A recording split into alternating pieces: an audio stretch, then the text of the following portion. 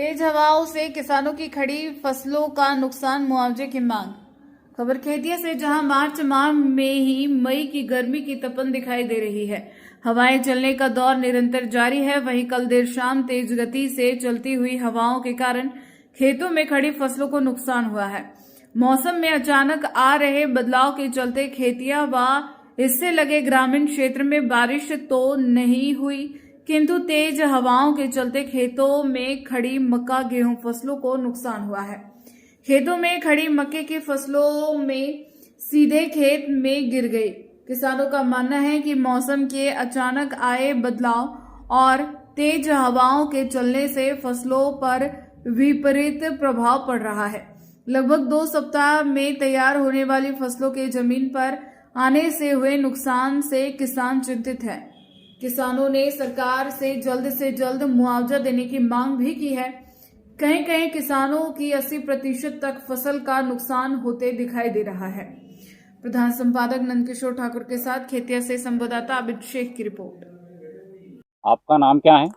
मेरा नाम पंडित विठल गवले, ग्राम मलफा निवासी हूँ और मेरी मक्का की फसल करीब 10 एकड़ के करीब थी और उसमें 8 एकड़ के करीब मेरी फसल पूरी नष्ट हो गई है।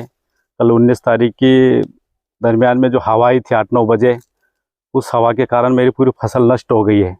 मेरी सरकार से निवेदन करता हूँ कि पिछले बारिश में भी ऐसा ही हाल हुआ था, ऐसी फसल गिरी थी, उस समय भी सरकार द्वारा कोई हमको मुआवजा नहीं दिया गया और इस बार भी खरीफ की फसल में वही स्थिति है, जो सब फसलें बर्बाद हो गई है।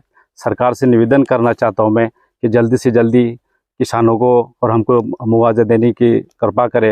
ये हम अविनाश गवले सर, और हम मलफा के निवासी है सर।